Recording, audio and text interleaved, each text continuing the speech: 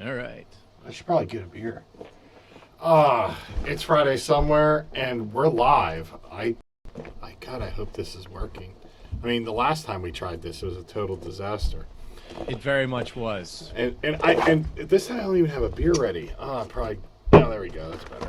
Man, this is Bearcat, and this is Friday somewhere. Ooh. And I am joined by my good friend, Mr. Ed Grohl. Ed, say hello to the boys and girls at home. Hello, boys and girls at home. It's your friend Ed here, about to crack the first beer I've had in weeks, I would say. I've been strictly liquor to try and keep the weight off here, even though it's the one thing that we can get. But Miller High Life, let's go. There you go. Miller High Life. Oh, that's nice. You know, Love it. when you moved into your new place, I got you a. Were those 24 ounce High Lifes, right? Yeah, they were fantastic. I loved it. That was so cool. Yeah, that was great. That Yeah, was great. those are fantastic, and we had the champagne bottles and everything. That was really cool. You know, so Yeah. yeah. So, how you been? I mean, you know what's weird is it sucks not being able to quote unquote go places. But for me, like I would just go to the office, which is 3.5 miles from my house. So like my commute's like 10 minutes. And I would come home every day and put on pajamas. So now the only difference is I'm just not driving to the office. So I come down and I shower and I get dressed like I'm going to the office, which my company is casual all the time, so just jeans and a sweater or whatever I decide that day. And then at 3:30, 4 o'clock, I just put on the pajamas like I just rolled home anyway. So not much has changed. I have, full functionality. Something weird did happen job wise.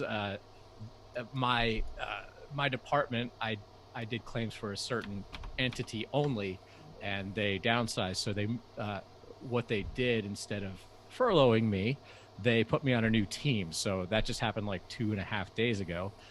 So now I have a new team where like my boss is now in Chicago. My teammates are in like Atlanta and California and Marlton, New Jersey. Very weird. So I have nothing to do right now because I'm being trained on this new account that's completely different from my old one. So that was weird. So, at least they didn't, send me packing or whatever, which I know that a lot of people, I have some friends that got furloughed and everything. So it sucks all over the board, but Yeah. it's weird. And, having somebody else in the house, just trying to manage everybody's relationships and make sure you don't murder each other is an interesting dynamic, which we've done a good job of so far. So That's good. how about yourself? I know you're battling it out with paychecks and students, and you got a lot on your plate with this mess.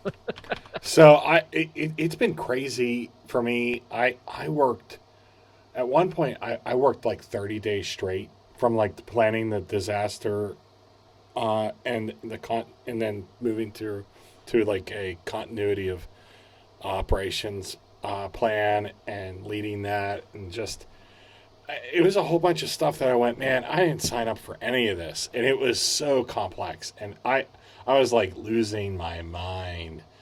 And then it's like, hey, it's all right.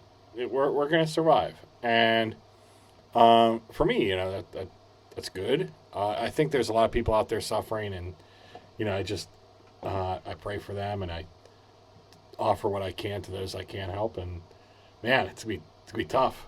So, well, hey, you're having a high life. I am.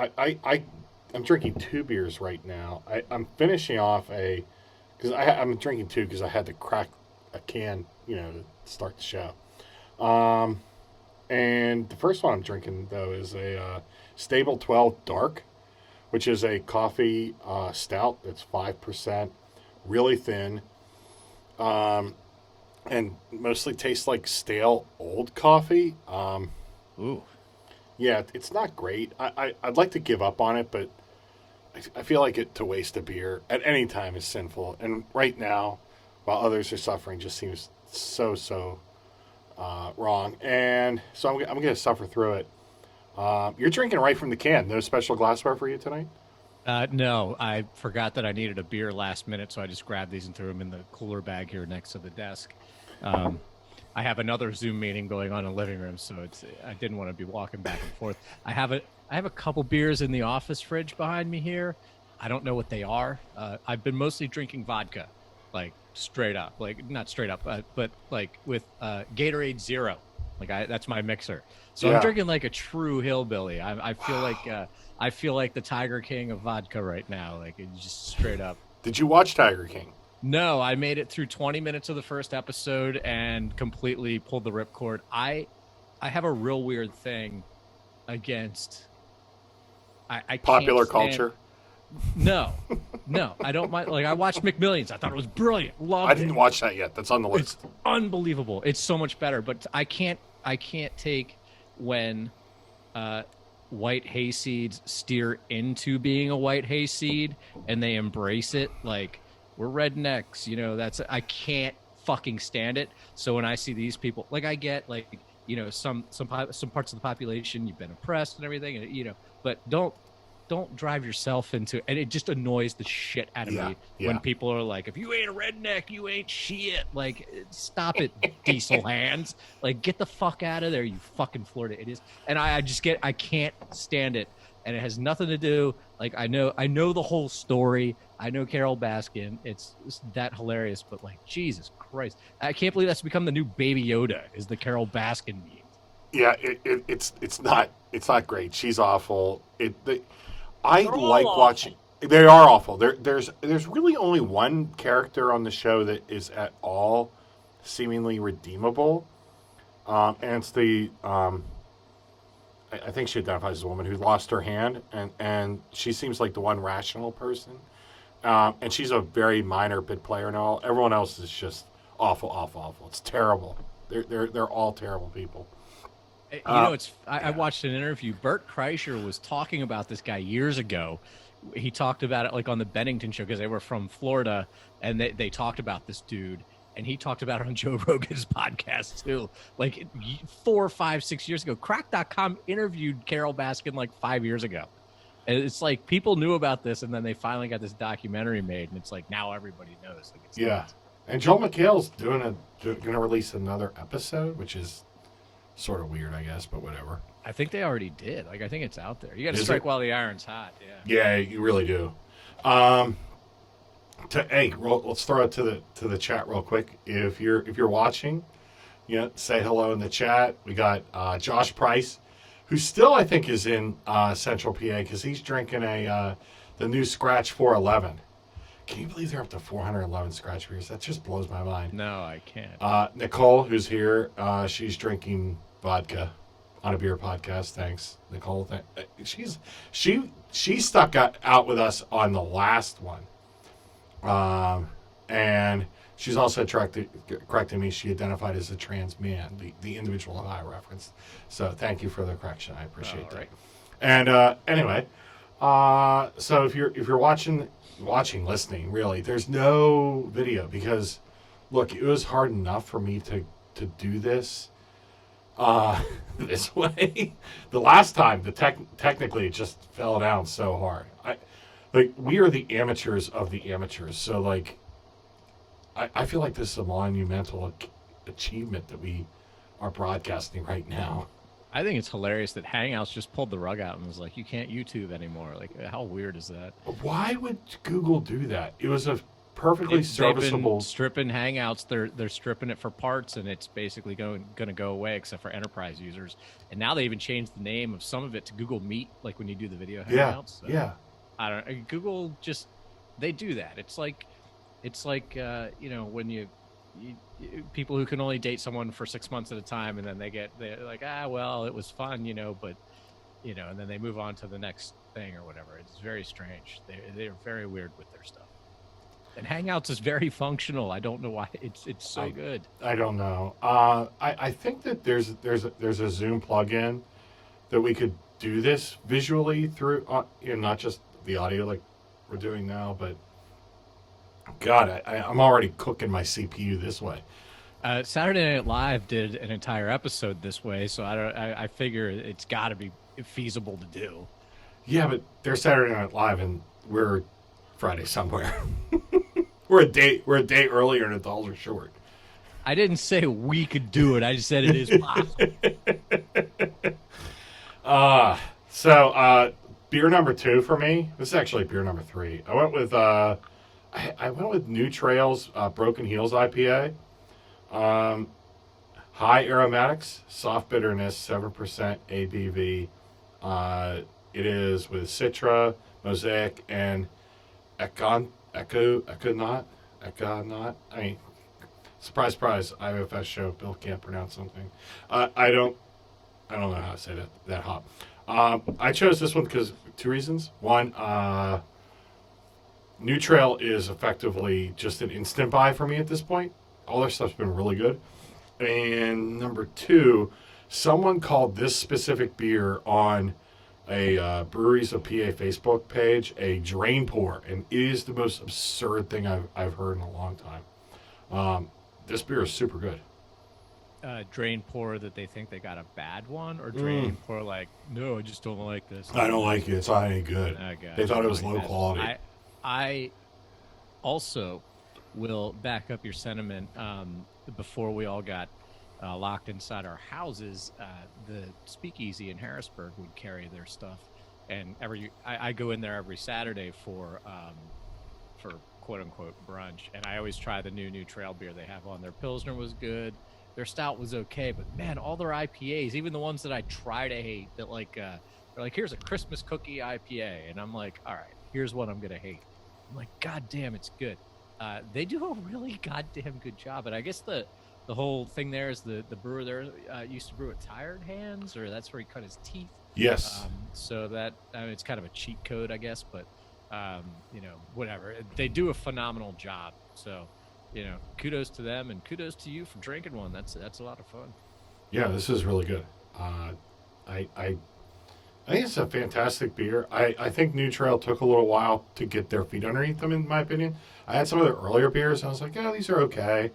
But the stuff that I've gotten over the last few months has all been incredible. And I think most importantly for me,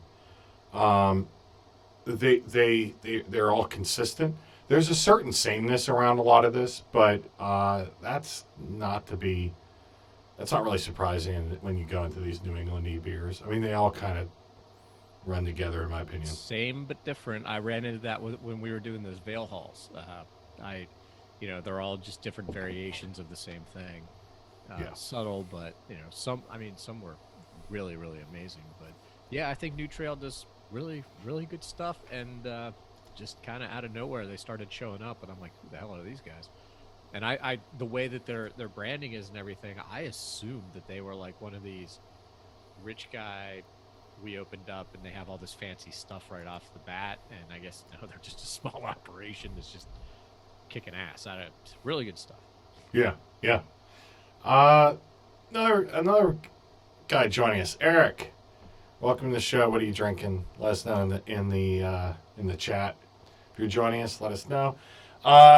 So a couple of things, we can talk about the closures, right? I mean, there's been a couple already. The one that really hurt my feelings was Full Pint out of Pittsburgh. They closed like just a month or so shy of 10 years. Good beers. I didn't even realize they were around for 10 years. Yeah, I remember that was like the first one, and I'm still kind of waiting for a little bit of a bloodletting there, where some of these, they operate on such small margins. It's tough, man. Yeah, it is tough. It seems like there's going to be a real bloodletting coming up, and it's just so sad. And then, I kind of popped off on Twitter about this. You see someone, dropping $2,000 on some bullshit, pastry stout, bourbon barrel aged pastry stout out of fucking Anchorage, and for one bottle. And they justify it like one. Is that what that was going for? I saw you. Yeah, guys send $1,900.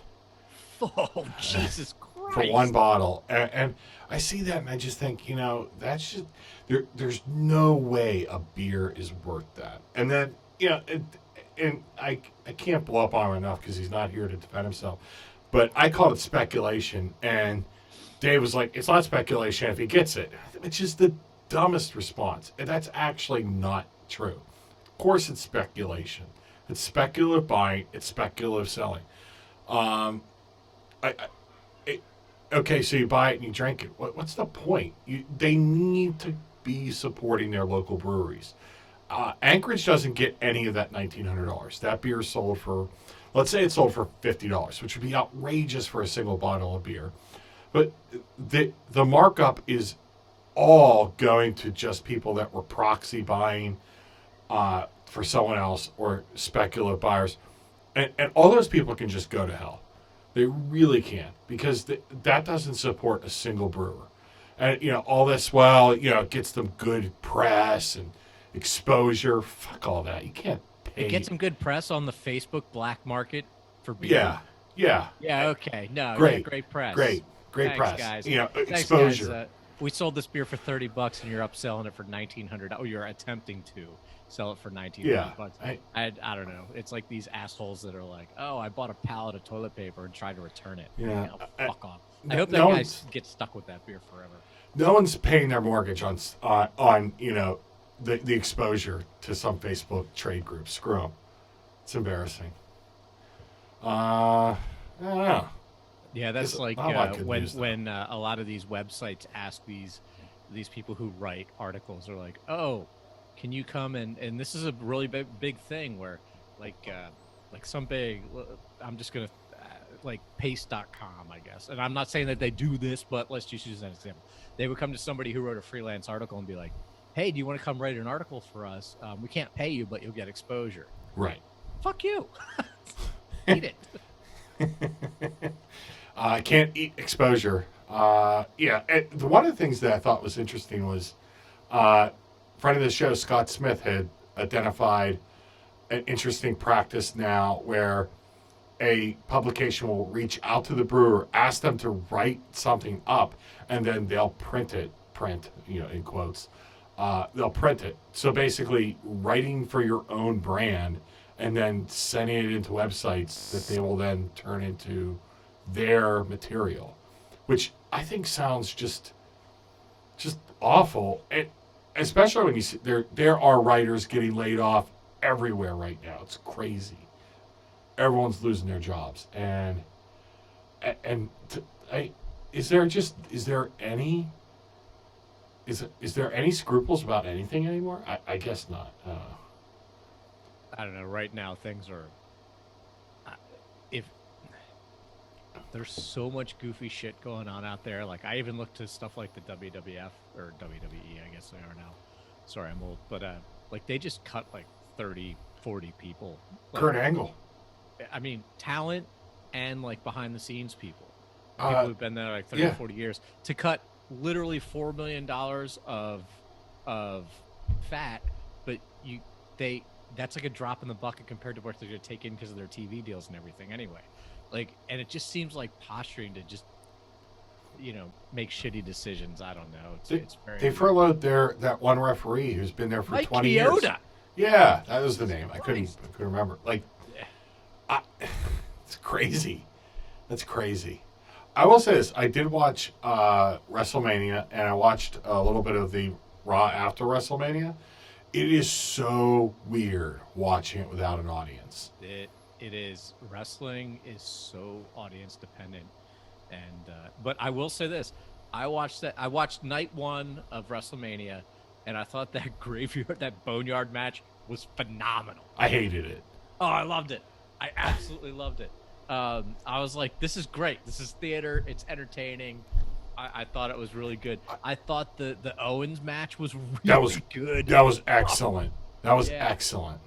And then night two, I was worn out, and I went to bed after like 3 matches or something, and so I missed the Firefly Funhouse match, but I did watch that eventually, and I thought that was phenomenal. The way they went through all of John Cena's all of his gimmicks, and I'm like, that is unbelievable. It was so cool and a great way to like entertain without just showing you an empty arena. I thought those were both very well done for the hand that they were dealt. The Firefly Funhouse was good for me. I enjoyed it because I thought it was funny. My son, who is 7, saw that and he's like, what is happening? And I was like, well, it's kind of hard to explain, and he has no reference to any of that stuff, so it made no sense to him. He's like, wait, why does he keep looking different? I was like, he had a lot of gimmicks. What's a gimmick? Okay. It just brought up too many questions. It didn't work for him. He did like the Undertaker graveyard match. I thought the graveyard match was awful. I don't think that Undertaker can sell anymore. He's just too old. And it was clear that there were so many issues for continuity in that, in my opinion. It just took me right out. I couldn't do it.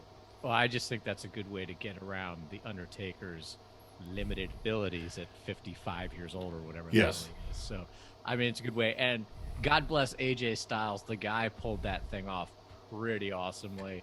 He's just he's so good at professional wrestling. It's unbelievable. And he can go out and put on a 5-star match with Shinsuke or Samoa Joe, but he can also pull something like that off, and it's hilarious. It's great how good he is. I just thought it was really well done. I like AJ Styles. I think that AJ Styles could read the phone book and you would give him credit. You just love him, and come on, that's your boss, right? I do mark out for AJ. Yeah, I just think he's great.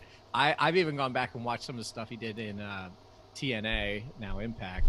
And I mean, he just did some really good stuff. It's unbelievable. Yeah. I mean, the guy, he was long overdue for a WWE, and I'm glad that they've at least given him the opportunity to be on top, and give him the belt and everything. Yeah. It's fun. It is. That's your wrestling content for the day. We're gonna move on because everyone's gonna tune out on that crap. What have you been watching? It's the only sports happening right now. So I know, it's brutal. What have you been watching? What did I watch? I watched season 3 of Ozark, which was amazing. That show just gets better. I'm very invested in it. And since it's a Netflix show, I'm sure they're going to pull the rug out from under it. I have to start Homeland. Absolutely. Everyone's on my case. It's on my Plex. My brother-in-law's like, did you download the new episodes? I've never seen an episode of that show. I got to do that. So I'm about to start that. McMillions. Incredible. McMillions was great. My friends and I from college all were very big into that Monopoly game, and to see the ruse that happened behind the scenes and the way the FBI got all these people, it's incredible. I thought that was really good. And I've been watching the MCU movies in their intended chronological order, not in the order they came out, but like Captain America, Captain Marvel, that way, and then Hulk, Iron Man, whatever. So I'm up to Avengers. So I got to watch a 3-hour movie now. So I kind of hit a wall, but I can. My office, I got a TV in my office. I'll just throw it on and put in the headphones. And now, since I'm learning a new account and have no claims, I'll just sit here and watch it all day tomorrow, probably. But there you go. It's been fun. People forget that Hulk movie was part of the MCU with Ed Norton, and it's because they're glad to have forgotten it.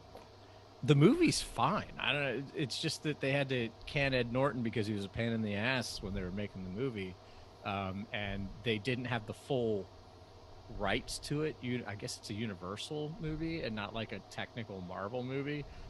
So they can use the Hulk in the movies now, but they can't do a standalone Hulk movie, which I think may have changed. But that was like the whole stipulation why we got Hulk in Ragnarok as a character rather than a standalone Hulk movie.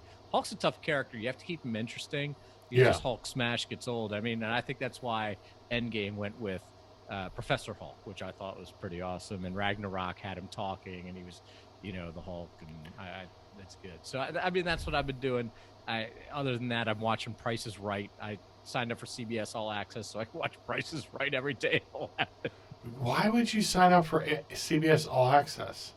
I have no other way to watch it. Oh, no. Here's the deal. You call up, you have a Roku, right? I do.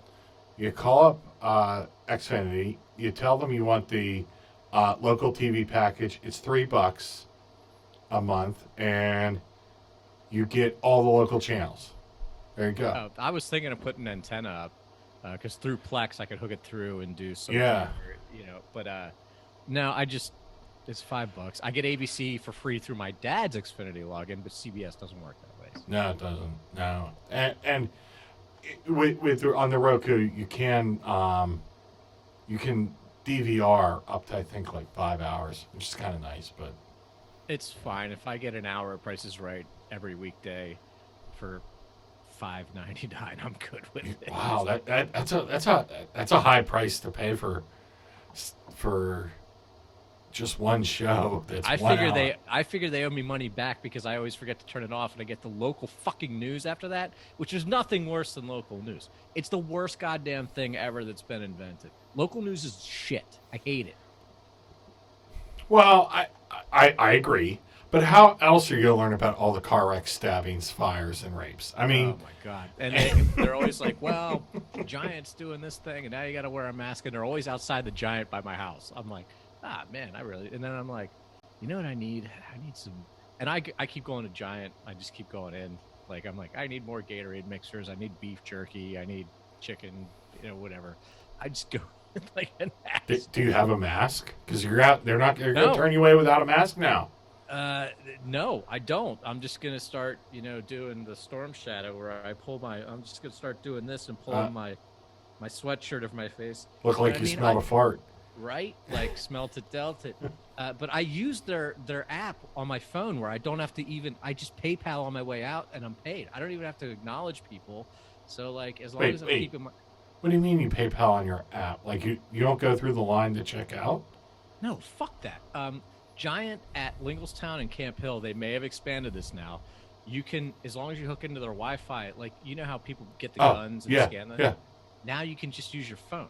So like I just scan the barcodes into my phone. It goes bloop, and it uses your Giant card.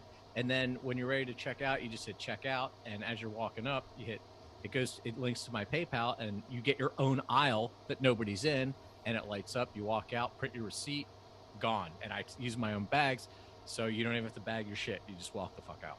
That's awesome. My and Giant the does best not part have that. is, and when the best part is, when this shit was going down, we were walking in there and doing that and walking out like we were, Ed and T Giant, like we own the fucking place. Yeah.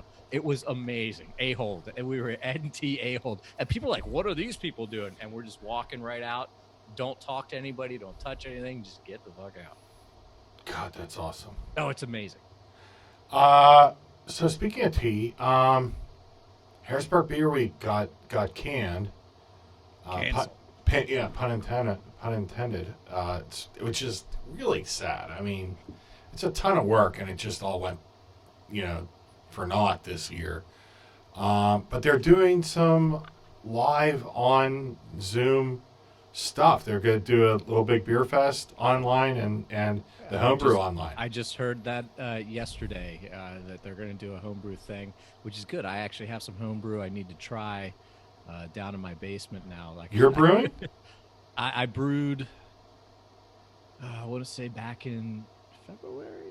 Does that sound about right? So I've had a beer ready to go, and we did some with, some.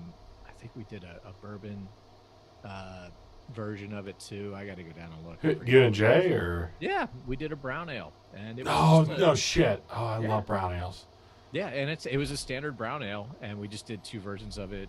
He used a different yeast in his, but he's been pulling it off a keg. He kegged some of it, and he said it's been real good. I've let it sit. I pulled some up too early, and then I let some sit too long. Matter of fact, if you can fill in, I'll go. Yeah, I'll just grab fill a bottle. Yeah, hang on a second. I'll go Yeah. grab a bottle. All right, so I'm going to play for time here. It's now the Bearcat Comedy Hour, which is usually not very funny. Well, Ed goes and pulls some of his homebrew. Eric went with the Haze Charmer, which is a excellent choice. That was a really good beer, and fills in the pale ale lineup for Trogs, which when they got rid of Solid Sender, Ed and I did the Solid Sender send-off at the 2019 Nugget Nectar release. Haze Charmer kind of fills in that pale ale hole in their lineup, but weirdly, I have a lot of thoughts on that beer, and I've meant to write about it, mostly because I think it's indicative of where like craft beer is here in 2020. You can't sell a standard pale ale. Like the fact that Troganator is still a year-round beer available from Trogs really, I should think, shows a commitment to like that beer. But if they wanted to do a pale ale, they had to do a hazy one, which just seems crazy. But it's really good, so I was happy to have it. Ed's back, and you got the Sorry brown about ale. that. Oh, we're gonna crack it open. Sorry, it's in a cleaned up Mad Elf bottle. So Is that a bomber or? No, this is 12. I have a couple bombers. Oh boy. Oh shit. Oh shit. Oh man, that erupted. Wow, that is supercharged. He's drinking the foam, and it's still going over. He's got a full-on mess on his hands here, folks. There is beer foam all over the place. It didn't paint his ceiling. It was like a slow rise up out of the bottle, and then, and let me see that glass. Let me see that glass. That glass is 85% foam. It's a nice brown foam, kind of rocky head. Ed's trying to swallow the foam. I'll be back in a second. I need something to wipe this up. I'm hoping I'm capturing this for you folks. He cracked the beer, and then you got this kind of like this whiff of fog that came up and from the neck of the bottle and over the edge, and then he goes to pour it, and just as he turns it over, the foam just starts shooting out of the bottle, and he has it. He's pouring the foam, and then he brings it to his mouth. He's pouring while trying to drink, and as he's trying to drink, it was coming over the tumbler's edge and pouring on the floor. Really an epic moment here on IFS, and I'm really glad that you were here to be with us for it. And now he's got some paper towels. God knows what that's costing him here in this environment. I mean, that's got to be at least $5 worth of paper towels that he's now wiping his floor with. A real mess here, folks. Amazing stuff. Ed's still on his hands and knees and it looks like he's trying to save the bottle. Real mess. We still have some more foam coming up out of the bottle. The amount of this beer is so overcharged, it's unbelievable. The head dies down quickly too, so it doesn't have a lot of protein in it. This beer is not going to be good. He can't hear me. I'm going to go with... Not going to lie, that did not go well. 50-50 it's infected, folks. 50-50. No, I know it's not infected because I had one before. It didn't. Are you sure? Man, that was some really intense. No, we carved this in a shitty way is the problem. Well, clearly.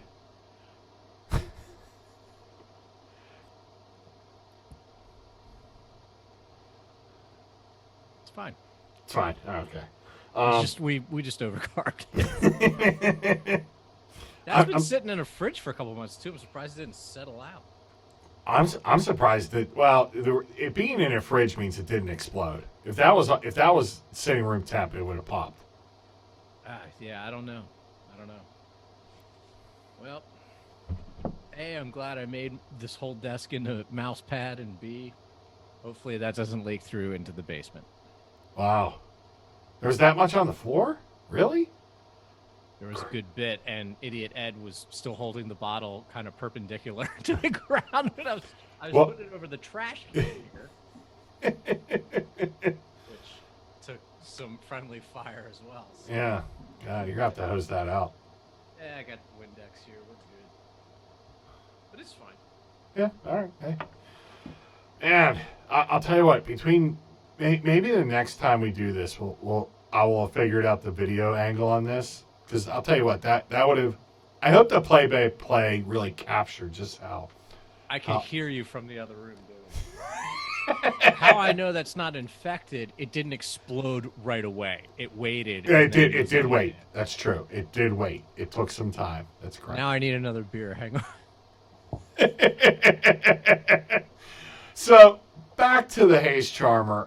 I think it's really telling for 2020 that Trogs, a traditional brewery, feels the need to bring out as soon as I start talking about Haze Charmer and Pale Ale, people start bombing out of the show. But I think it's telling that yeah, they wanted to have a pale ale, but they felt they needed to make it a hazy one. It's a good beer.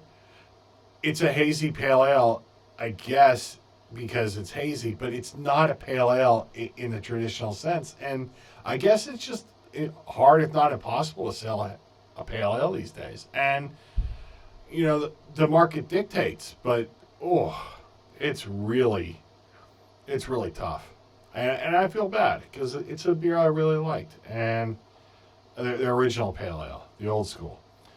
What pale ale? I was talking about Hayes Charmer and how Solid Center left. They when we were talking to John about Solid Center and its exit, he said, "Look, we're going to do a pale ale again, but they did the hazy pale ale." And I think that's really telling for 2020. Excuse me. Can't do a regular pale ale anymore. Yeah, it is a such a weird forgotten style now, and even when I see them, I don't particularly enjoy them. I just feel like they've taken the piss out of an IPA kind of. Yeah.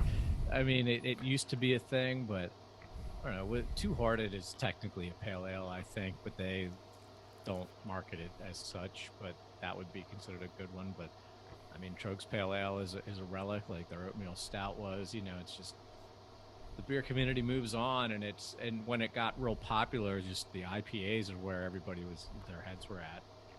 Well, I ran out last week for a beer run. I go to Roots in Mount Joy. Great beer distributor. I Never even heard of this. They're fantastic. They take good care of me. They're good people. If you're in the Mount Joy area looking for a good beer distributor, Roots. Roots. It's ROOTS, but around here everyone calls it Roots. I don't know. Weird. Lancaster. It's weird people out here. And I wanted to pick up a case of the Lolly Hop, which I have up next. That's in the on deck circle. And also, some assorted 4-packs. It's where I got this Broken Heels I'm drinking now. I got some Stable 12. That sucked. And I wanted to get a 12-pack of Hopback and a 12-pack of Trogonair. I was able to get the Trogonair. No Hopback. They didn't have any. Hopback? I haven't seen a Hopback in ages. No bottles, no cans, no Hopback. And I asked the guy, I'm like, hey, you got any Hopback? And he's like, Hopback. And he looked at me, and I said, Trogs, Amber Ale. And then he remembered. He's like, oh, no, I don't think we've had that for a while. I'm thinking, son of a bitch. And I was buying it because I went there to support my local beer distributor, buy from my local brewery. Felt like a win-win. Look, I was happy to get the Trogonator. It was I would have preferred it in pounders, but they don't do that anymore. No Hopback, Jesus. That Hopback handle used to own all the local bars, restaurants. It was, you always had it there in the beer distributor, and now I go to pick it up and it's not there. And the guy doesn't even remember what it is. I don't know. Heartbreaking. I back in the early to mid 2000s, Hopback was one of my standard go-tos. I love that beer. I remember it very fondly, and but there again, it was technically an amber ale, but they called it Hopback, and what an odd dichotomy of things. But if you're not an IPA, there again, like, well, look at the color of this. It's like amberish brown, and you're like, no, it's just not what people are drinking anymore. So maybe they just kind of slowed it down. I haven't seen one of those in ages, and it's one of the, oh my God, Hopback on cask. I used to go nuts for Oh God, that's been a long time. You mentioned Jay before at his wedding. Trogs, this is back when Trogs was still very small and in Harrisburg. So it was probably like 05, 06. They gave him a pin of Hopback that was dry hopped. They put a bag of Simcoe hops in it, and he had that at his wedding. It was glorious. It was unbelievable. It's just one of those one-off weird small brewery things that you end up with, and his grandfather was drinking them like a year before he died and everything. He has pictures of it. It's just one of those great things. And you're just like, wow. It's just It was so good. It was unbelievable. And that's before Simcoe hops died out and then made this miraculous comeback. Yes, love Simcoe hops. I miss the although I miss the old cat piss, like bittery, nasty, dirty Simcoe flavor. Everyone now goes for that creamsicle, warm dry hop flavor of Simcoe. It's not, doesn't do it the same for me. Yeah, it's a I, little. I like the aggressive, hit from that. Oh well. If we talk about Simcoe, old school Simcoe hops, maybe we'll lose a couple more listeners. I can start talking about Smokey and the Bandit if you want. I'll tell you what, if the PLCB fucks the dog anymore, we're getting up with Smokey and the Bandit being legit. I did it. I went to Maryland just last weekend. And and how was your run? great. I called my favorite non-Pennsylvania booze place, and I put it in order the day before, and they took it. My card over the phone, took my card description, everything. They're doing curbside service, no problem. Had to make a couple substitutions, and then that night, I had a couple other people be like, "Oh, hey, can you get me this and this?" So when I got there, they brought out what I wanted. I made a couple changes, and then I added a couple things, and they just charged. I just did it all on my credit card, and it was like, okay. And then everyone paid me back via Venmo. But having 30% of the cars on the road, and the day, I was in heaven. And I drove down there, got my stuff, was in and out in like 25 minutes. There were a couple other people, like people were coming up and waiting in line outside the store a little bit. I just pulled up in the fire lane because they had my car descriptor.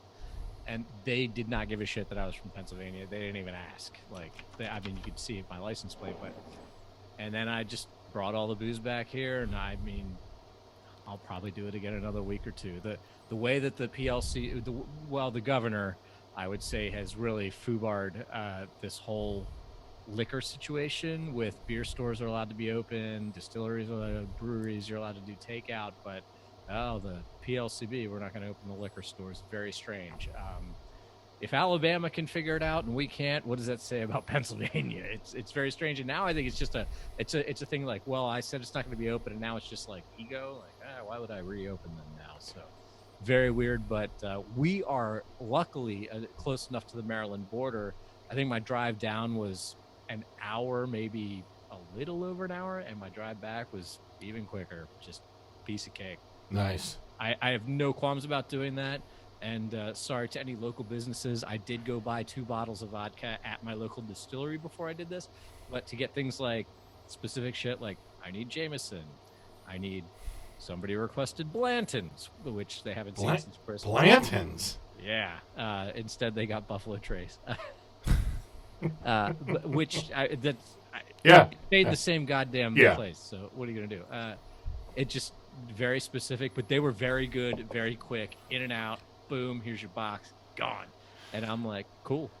I gotta say, I have considered privatization of PLCB to be the unguarded layup of Pennsylvania politics for a decade.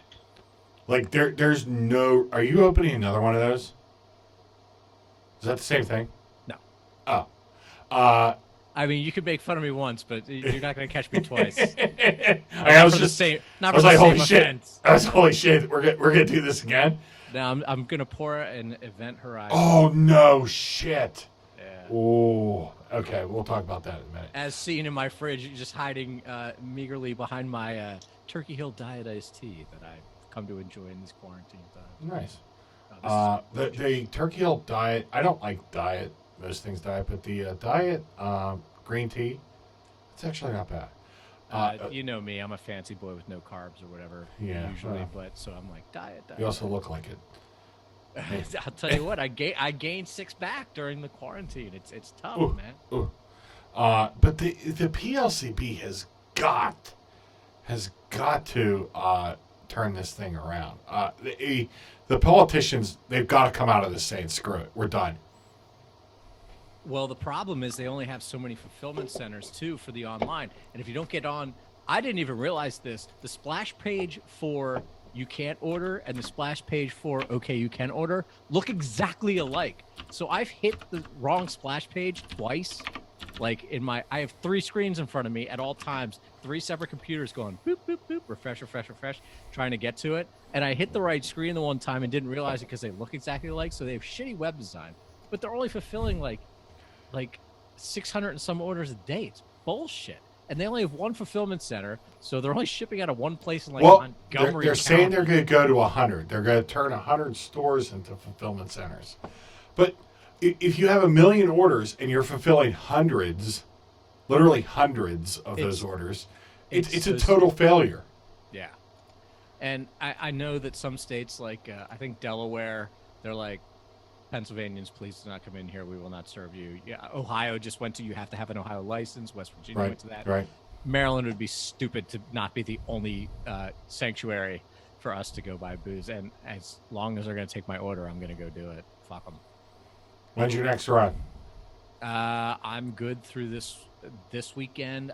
I'm thinking the following weekend, whatever not this weekend, the next weekend. Cool. So let me know. if you're in the chat, if you've made a run, let us know where you went and how you liked it. God. Okay, so you're drinking it. You're on beer number 3. What do you one and what 2.5? The last one a half. I put it 2.5. down. Yeah. What do you got? You got Event Horizon. I do, yeah. Old Hickory Brewing Event Horizon. I forgot how good this was, and it was in my main fridge, so it was a little cold, but poured great. I mean, it's one of these beautiful, I know nobody can see this, but beautiful black stouts with just a little bit of head. It drinks fantastic. It's really good. Yeah, that's a great beer. I love that beer. It's been a long time since I had it. I'm now on the Lollihop. This beer is it's the start of my second case for this one. God, I love this beer. I kind of wish Trogs would have made this a year-rounder. I understand why they don't, but man, if this was a year-rounder, I'd buy it all the time. I might go try to hunt down a third case of this, but it might be tough to find now.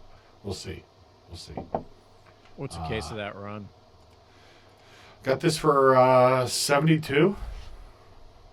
Wow. Yeah. $72. And here I'm thinking, all right, I can buy 3.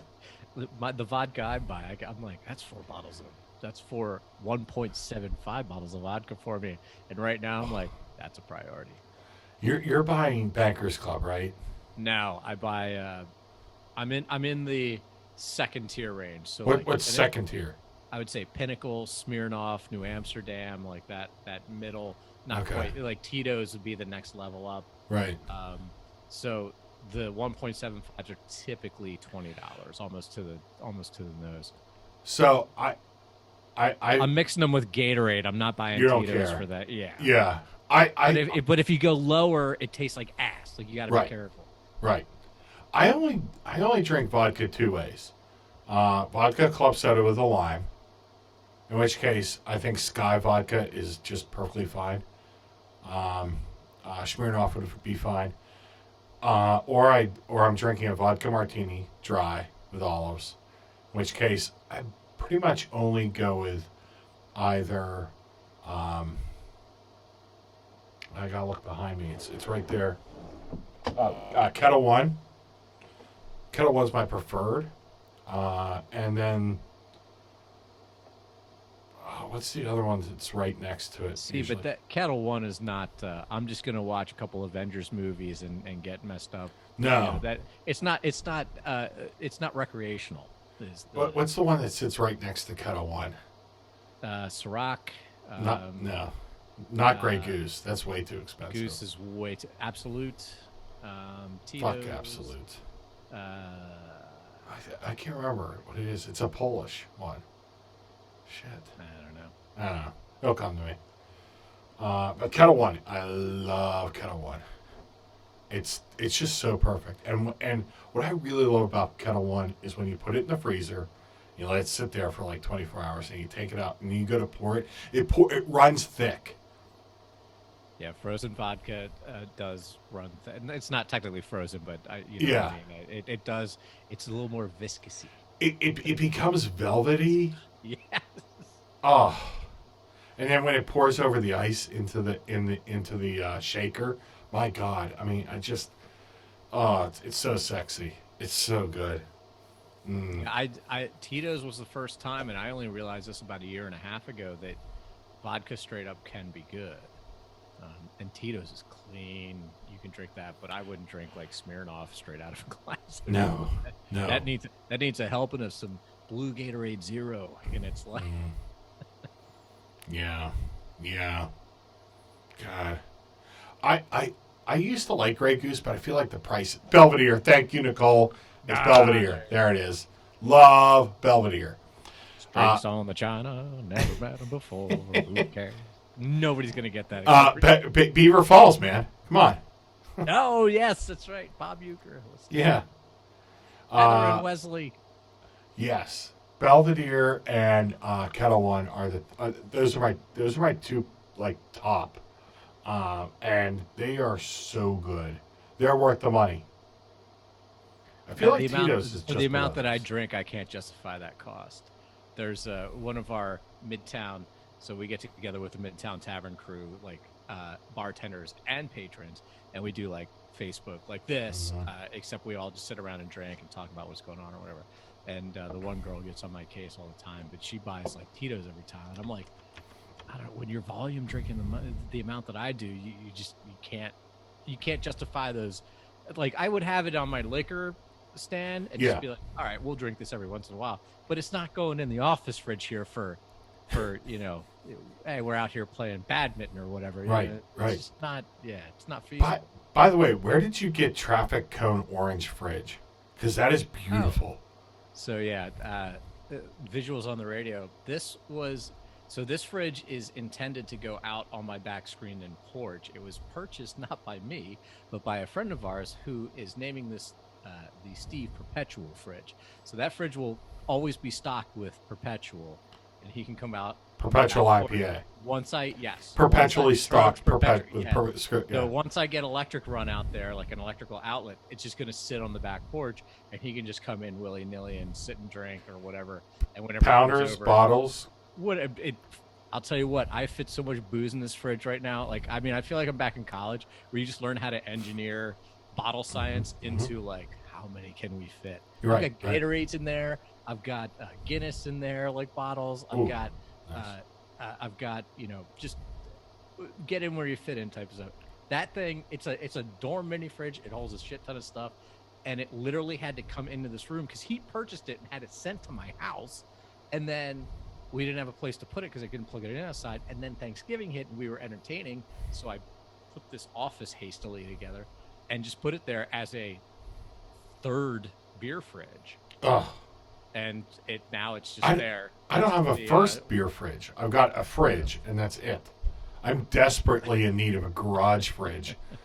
Yeah, I don't have a garage, or I'd put one, but I don't have the heart to, like, my porch out back is just a screened-in porch. I don't have the heart to put a full fridge out there because that's just hayseed. Yeah. You know, but a mini fridge, we're cool. Like it'll be fine. And I gotta fix all the screens out there. I'll make it a little more weatherproof. Is hayseed the lowest form of human for you? Is that? Voluntary hayseeds. I would say that. Yeah, hayseeds. You know, rednecks, people who attend the Cambria County Fair where they have inbred animals with two heads and shit. People who wear South Go and Do It Again shirts. Yeah, I don't know. If you listen to David Allen Coe, we're probably not going to get along, I guess. The long and short of that story. And I'm not the most liberal guy on earth, but at the same time, I'm like, just fucking stop. You gotta finish off this lollipop. This Event Horizon is warming up into some glorious action right here. Dan, you made a really good choice. No, I just went right there. It was right next to the mustard. IPAs. I was like, yeah, Jesus. We'll take that. Eric in the chat, I'm a little behind on this one. Ocean vodka from Hawaii. Have you heard of this? I have not. Pricey but good. I'm curious. I'll tell you, I'm not much of a gin man, but I like to try gin, and then most of them I don't like. I do like Blue Coat, which I think is very good. That's brewed in Philadelphia. I've not tried the one Aviator. That's the Ryan Reynolds gin. Oh yeah, where he did the Peloton girl in his gin commercial. That was Yeah. very funny, very topical. Ryan Reynolds is a genius. He's made some bad movie decisions, but he's also made some brilliant ones. And I just want to love the guy. I do love him. Yeah. I think that and you're right, Eric. The fancy blue bottle on the blue coat is really nice, but that is a good gin. Bombay Sapphire is kind of like the peak for me on gins, but most of the gin I find to be just trash. I know nothing about gin. I know that it's what every brand new distillery makes because you can hide all your mistakes in it. Rum too. You can turn rum around in 3 weeks. Apparently, that's why Maggie's Farm in Pittsburgh. I asked the guy. I go, okay. The first time I was in there, it was like 4 or 5 years ago, and I said, "So why rum?" He goes, "You can make it in less than a month." I go, "That's an honest answer that I like." He's like, "Yeah, we can turn it around and make drinks and do cocktails." And he's like, "I can just make this real quick." And I was like, "Wow, that's pretty." Wow, amazing. that's an honest answer. They make good cocktails, yeah. So yeah, rum's one of those things too. And there's a lot of quick bourbons like what, and this is an old joke from followers of this podcast will remember the microwave bourbon, which I still love as a joke. Bourbon 8 years minimum. We got breweries that are pumping them out after like 2. It's like, come on, You mean guys. distilleries, but yeah. Sorry, distilleries pumping them out after 2. It's like, come on.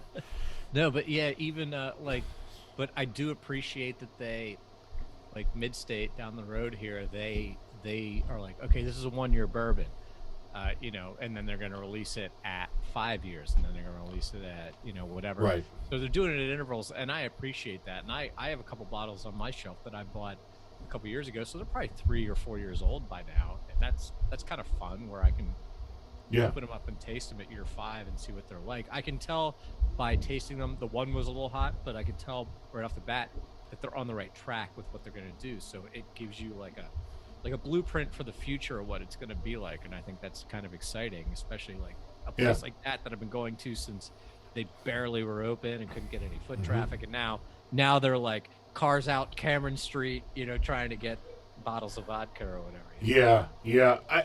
I've liked my visits to Mid-State. I think that they're on the right track. I think they're probably about 5 years away from hitting that like wiggle whiskey kind of maybe I think it might status. be a little less than that. I'd give them 3 maybe. Really? You think that soon? Yeah, I really think that they're doing Wiggle is so strong. They are, and their packaging is strong, and they charge so much for their shit, but it is super premium. it's like that. Like it's like the Hudson whiskey guys. Like they charge a shit ton for that, $50 for like a standard bottle, but it's good. I can't fault it for that, and I like Wiggle. But I do think Mid-State will be in that discussion, and I think that they got into distilling at just the right time when there was only like 3 in the state. Yeah, and they leaned on, hey, first Harrisburg distillery since blah blah blah or whatever, and I love that. And they're right by the farm show building. I think eventually they're gonna have to move that building just because they don't have enough space. Well, and not only that, it's impossible to get to if you're going a certain direction. Right. It can be tough, but Parking sucks. It does, and they've tried to expand that a little bit, but they're gonna grow out of that, But that space is good if that federal courthouse ever gets fucking done. Yeah. Yeah, absolutely. And like same thing with like Cafe 1500, but that place will be a zoo if they ever get that thing done. God. Yeah. Speaking of Wiggle, their port finished rye whiskey might have been one of my favorite whiskeys I ever had. It was a rye finished in port barrels. My God. The only wine I can voluntarily drink and enjoy is port wine. and I know that that's like some sort of sacrilege, but I love port mainly because it tastes like a barrel aged beer. I Right, think right, it's right. fine, but I love it, and that sounds amazing to me. It was super good. The distillery that's in Broad Street Market, I forget what their name is. They did a port. Eight Oaks. Eight Oaks. They did a port, which was fantastic. Not, I would not have put it on the same level as as the Wiggle whiskey port. It's, but it's playing the same game. It's not in the same ballpark, but it's playing the same game. The Wiggle one was just unbelievable. I ended up buying that for my dad for his 70th birthday, and I was like, he gave me a taste that we cracked it open on his birthday, and I gave it to him, and I was like, damn it. Why did I give this to you? It was so good. And then when I went back to go get it, they had moved on. I think it's back, though. I should probably hunt that down. Super good. If you've not had Wiggle and you're listening to this show, you really should check it out. It's super. Their stuff's just amazing. Yeah, I've been to their one location up by the markets there. It's right down the street from Maggie's farm. I forget the neighborhood, but they do a really good job, and kudos to them for getting on the train early and establishing a name and a brand, and get like they're in the PA liquor stores. It's good. I actually recommended them. A friend of mine, an old coworker of mine, was asking for like PA. Is there any PA whiskey? And I was like, well, the two I can think of off the top of my head, and this was before like mid-state, but Yeah, theirs yeah. wasn't Asian enough, was Dad's Hat and Wiggle. And Yep. she sent Wiggle bottles down, and they really enjoyed it. So kudos to them, man. And they're Uh, getting bigger. They have, what, 2 or 3 locations now in Pittsburgh. At least. Yeah, Yeah. Wiggle's good stuff.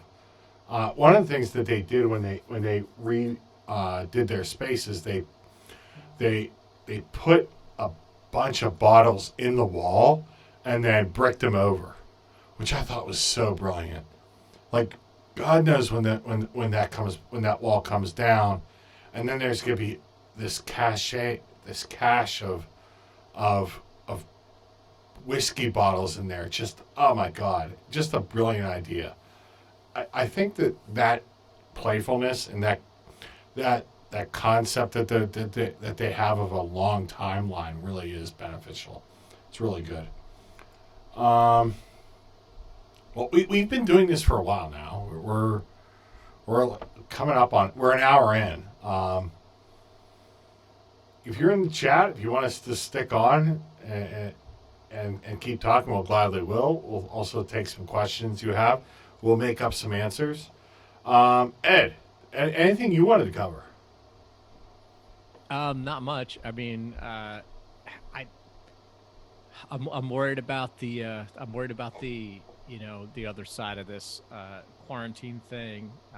But if anyone wants another embarrassing Ed story this week, so the other person in his house got their relief check from the government. I was like, I should probably check on mine. So it turns out that I did prepare my 2018 taxes, but I did not send them in. So, are you kidding me? No. I Scofflaw. Yep, I owed money, and I was like, okay, and I printed everything out. And I'm like, all right, we'll mail these in. And then I was looking at a house and everything, and blah blah blah, and we got it. And then I just apparently fucking forgot. So there's an embarrassing dumb story for Ed. So I have them printed out. I'm sending them in now, but I filed my 2019 taxes today. We'll see how that goes. So that's a dumb Ed's an embarrassing adult story for you. This is very funny.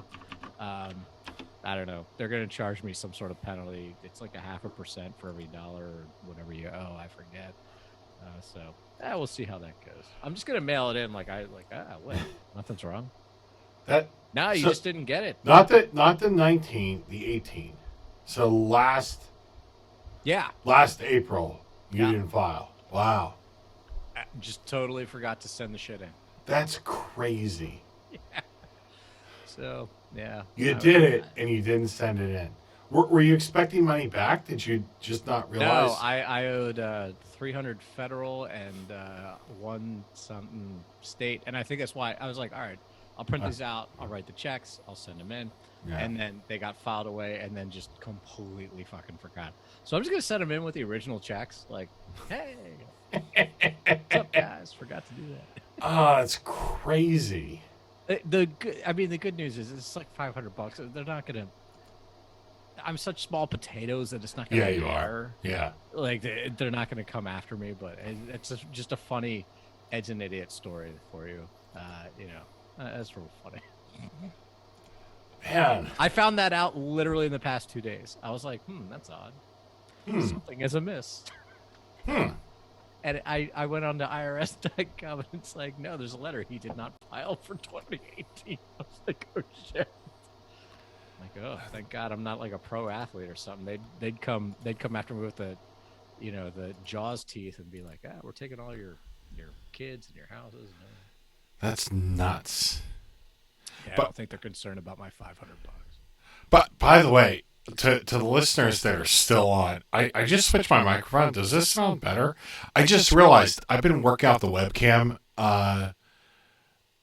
audio this whole time to the broadcast. So hopefully they can still hear me because I switched it to the USB mic, which is the good one. God knows what they've been hearing. My God. I told you this before we started. Make sure your stuff is switched to them.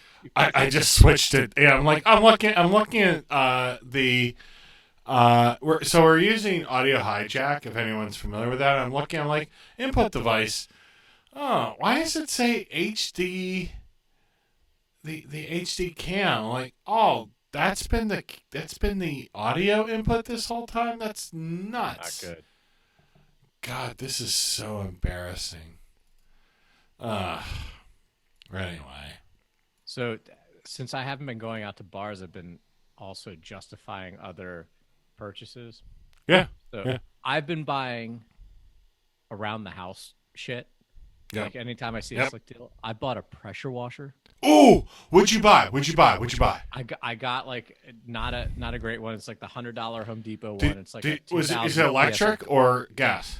It's electric. Okay. So I have to run an extension cord out of the house because people did not put outdoor outlets on this place, which will be coming this summer. But so the fence next door to me has like it gets like mossy a little bit, like green. Yeah. And I'm sick of looking at it, and I know they're not going to come around and do it. So I'm like, fuck yeah. So I went out there. It's fantastic. It's perfect for what I need. It's great. Love it.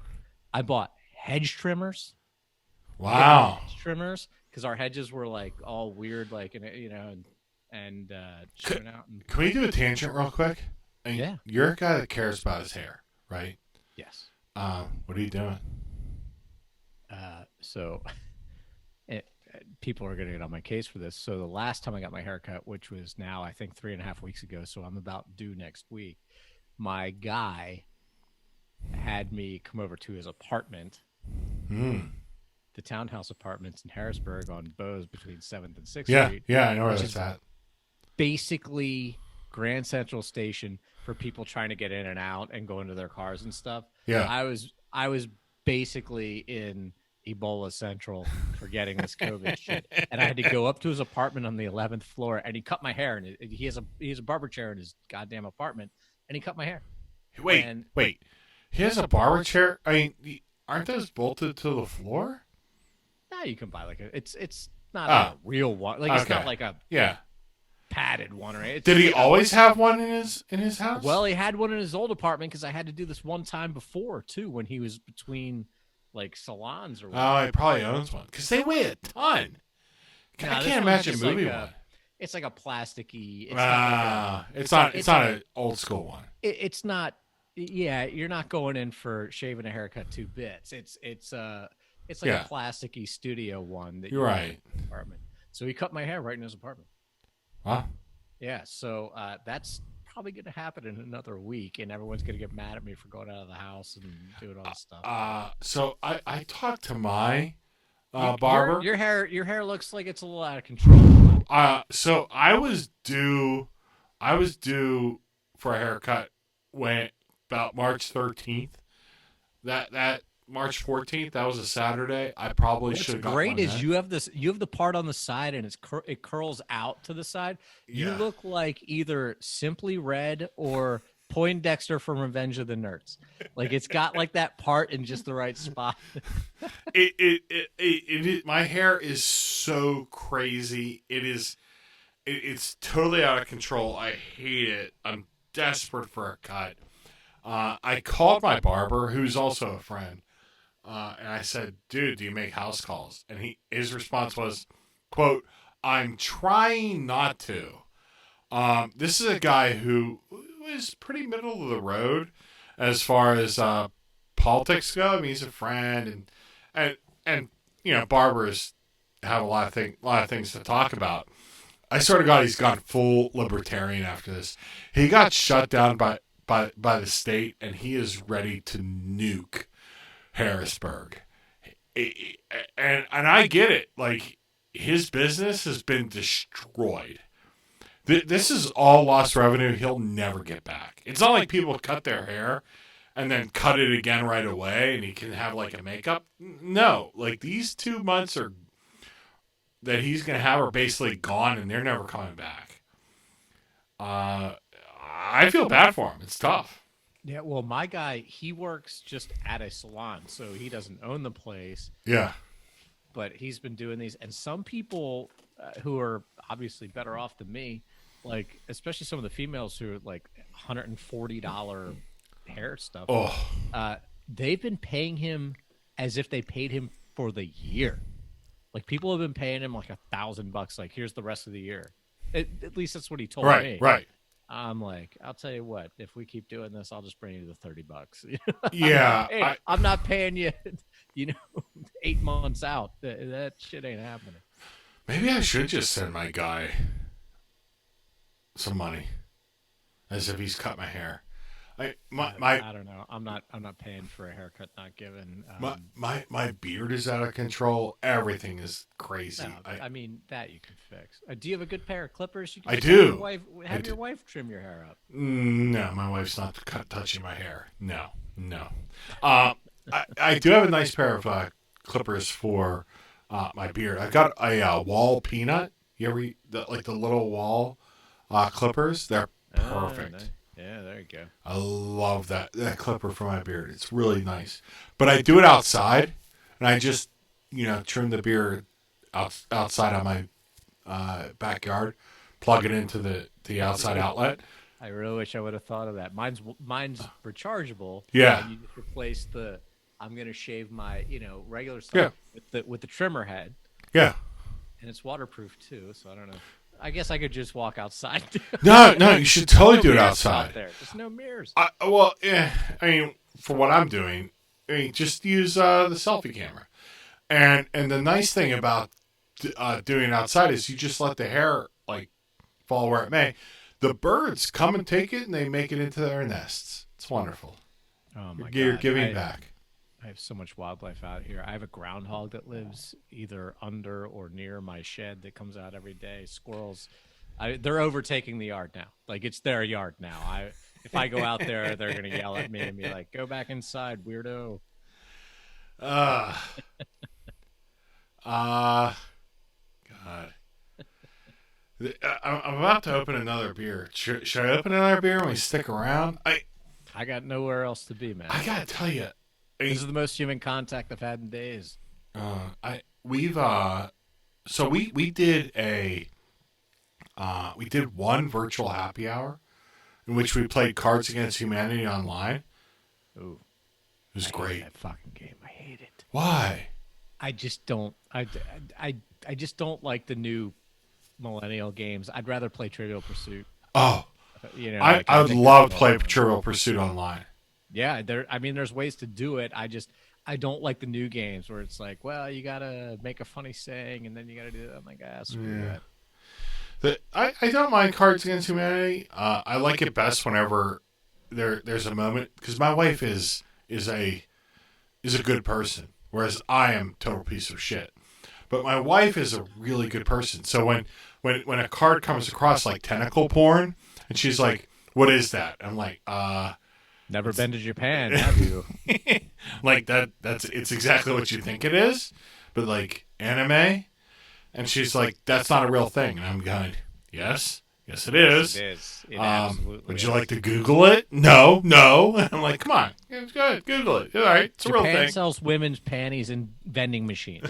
Yes, that's a real Used No. women's panties. It's not just women's panties. Used ones in vending machines. Hopefully it's in the 5-hole, not the 6. The real money is in used panties. New panties. Not a lot of money there. There is a person who works at a local bar who legit sells her worn panties online. Really? What's the value? What's the value on them? She says anywhere up to like $40. $40 for a panty. Yeah. So $10 panty, $40 for it worn. Now, does she wear it multiple days before selling? I think that's by request. Like, I want you to work an entire shift or something. I want a 3-day panty. I mean, I'm Can not you get a 3-day panty? I'm not in the used panty. Well, wait a second. You learned about this fact. You didn't dig deeper? Because it was overheard at the bar. I mean, excuse me. I couldn't help but overhearing. Oh, Is this a thing? She's like, yeah, guys pay for this. I'm like, oh, right. I mean, if I heard this, I would have had every detail locked down. Well, I'm dying to know. I can't. I was just like, oh, okay. Just like, So, yeah, I like, send I them all mean- the time. Okay. What about skid marks? Do you pay extra for that, or is that I- a loss? You know my rules. I don't know your rules. Females do neither poop nor fart ever. Really? So I refuse to acknowledge these things. Poor exist. T. Poor I T. know, right? I know. I'm a weirdo. I dumped a girl she farted in front of me on purpose one time, and I was like, "You're out of here." Really? Yeah. I dumped a girl for having too small of a television once too. So take that. For I can understand that. I mean, certain like, principles. what's this 13-inch TV? It's like, that's all I need. I met Megan. Fucked up. When I met my wife, I showed up at her apartment. I met her for the first time at her apartment. Right, we'd been dating for like a few weeks. She has me over to her apartment, and I see in her fridge she's got Hunt's ketchup. The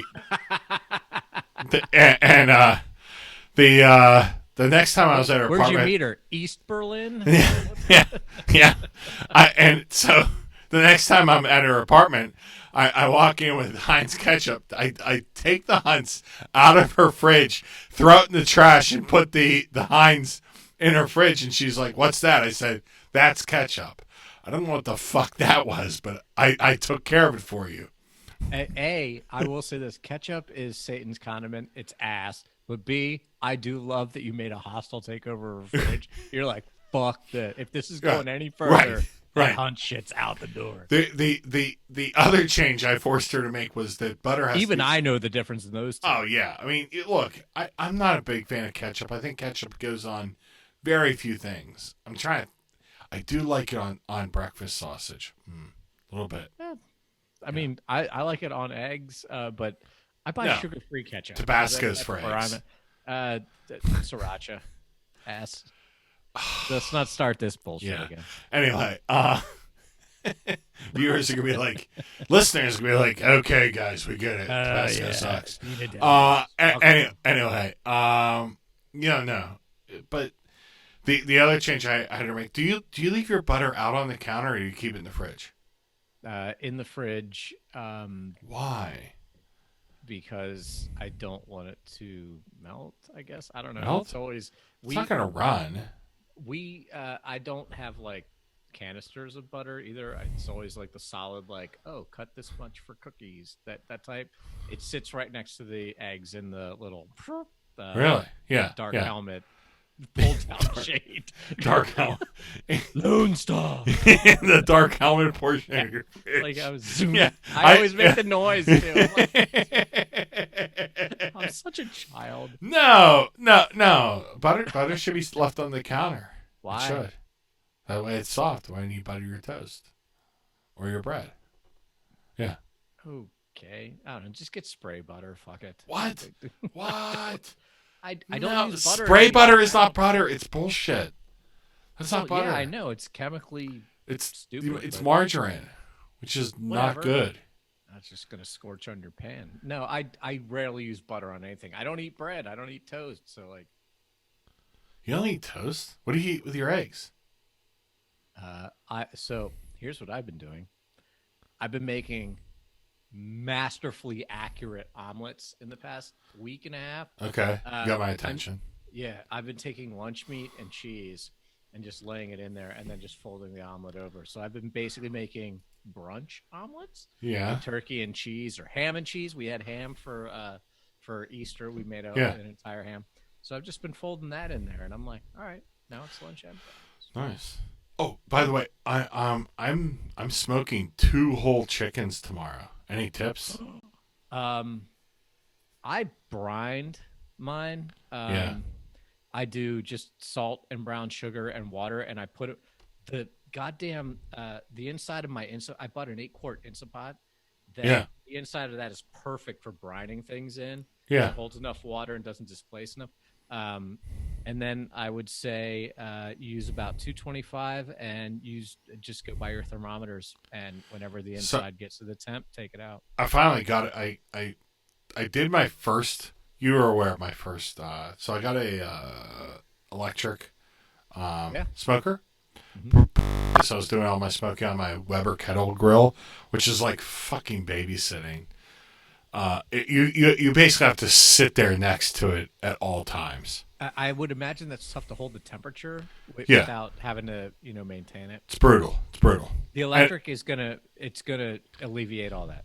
yeah, the Weber just rides the wave up down up down up down, and you can not have it open. It just moves around a lot just as the coals change because Right. you line up the coals to like kind of light each other, and there's a methodology to it, but it's all bullshit.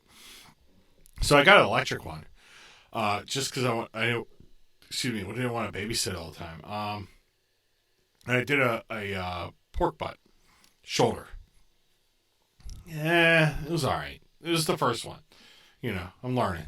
I was thinking about doing the chicken at 275 because I want the skin to get a little more crispy-ish if I can, So or is that too warm? when I did mine, I did it at 225 or 250, and I brined it, and then I made a rub too. Yeah, So yeah, I rubbed it down.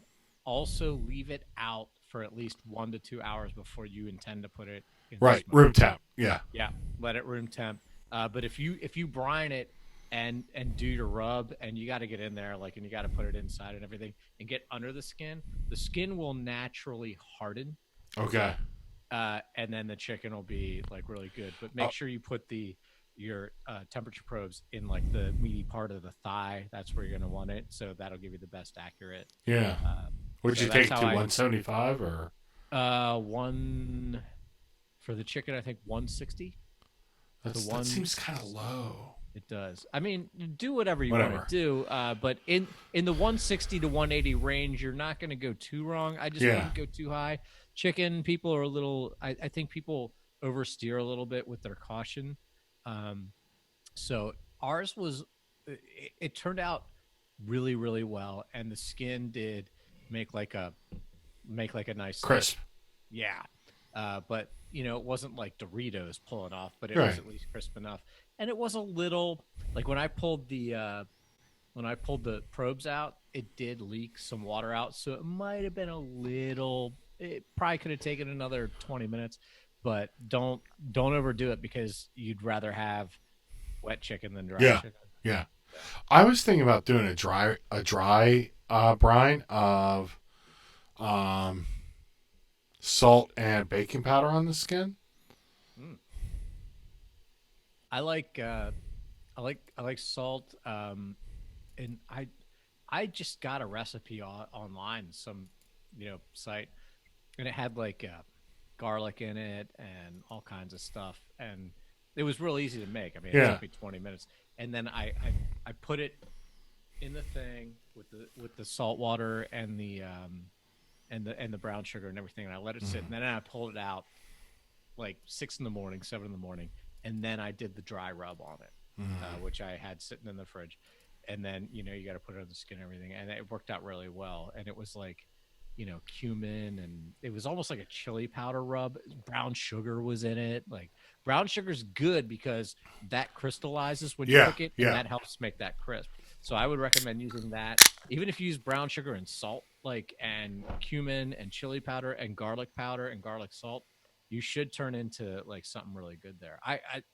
I thought it turned out very, very well, and the chicken I did was only 5 pounds. It was very small, but I thought it turned out very well. I was gonna do the Easter ham, but one of the I don't have grandmas, but one of the grandmas in the family was wanted some, and I was like, well, if I'm gonna experiment smoking a ham, I don't want her to be like, this ham tastes funny. So I just said, fuck it, just cook it in the oven. So I always get my ham from Groff's in E Town, and they smoke their own. I I can't imagine anyone doing it better. Trogs actually for their Sunday brunch on Easter was selling the ham from Groff's. It truly is the best ham you'll ever have. It's so good. That's awesome. We Yeah. just used our free one from Giant. God, are we when we're done with this, are you gonna come out to Lancaster so we can drink beers? Like when we break this, what are you gonna do to when we get to break away from this lockdown? Well, at first, What are we gonna do? I don't know. We got to do something. We just got to all get together. God, we do. I think the problem is you can't just tear the Band-Aid off and be like, everyone go I back know, out because I then you're know. back in this. So like, I don't live in fear. I obviously am an asshole who's like, I went to Rite Aid today to buy mixers for my vodka and Ziploc bags. And I wasn't wearing a mask, whatever, contactless pay.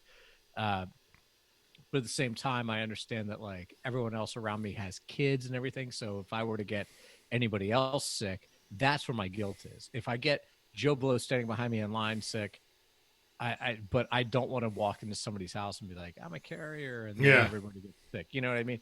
So it's we're gonna have to play it by ear. I mean, I think we're looking well into football season at this point before everyone's at least remotely safe, and Yeah. we can hear all the bullshit about, oh, there might be a cure, there might be this. Well, these things need to go through trials, and you got to do shit. It's just not imminent. Everyone's antsy. I get that.